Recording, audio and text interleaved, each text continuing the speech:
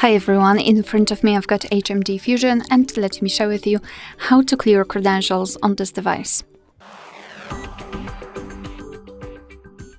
So let's start with opening the settings, and here we have to scroll down to find security and privacy.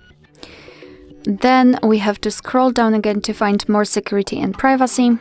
And here scroll down again to localize encryption and credentials. Let's tap. And as you can see, almost at the very bottom of the list, we've got the option we're looking for, so clear credentials. Let's tap on it and confirm it with OK.